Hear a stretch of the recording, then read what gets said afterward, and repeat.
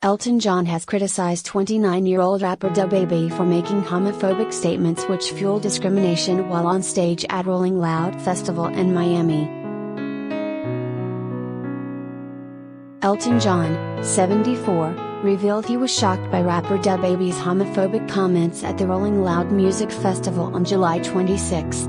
The tiny dancer hitmaker called out the 29-year-old for fueling stigma and discrimination after he told an audience at the Miami festival, "If you didn't show up today with HIV, AIDS, or any of them deadly sexually transmitted diseases, that'll make you die in 2 to 3 weeks, then put your cell phone lighter up. Fellas, if you ain't sucking D in the parking lot, put your cell phone lighter up." The levitating rapper, born Jonathan Kirk, later apologized the remarks. "Anybody who done ever been affected by AIDS/HIV, you all got the right to be upset. What I said was insensitive even though I have no intentions on offending anybody. So my apologies," he wrote on Twitter. Nevertheless, Elton John criticized the singer when he released a statement on behalf of his AIDS Foundation. "We've been shocked to read about the HIV misinformation and homophobic statements made at a recent DaBaby show.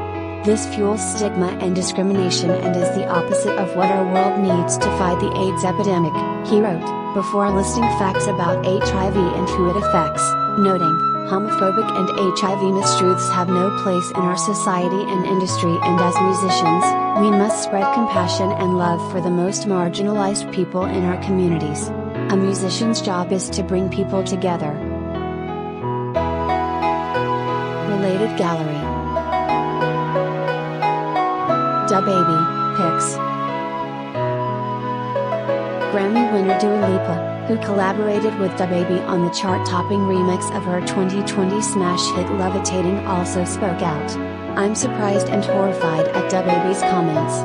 I really don't recognize this as the person I worked with.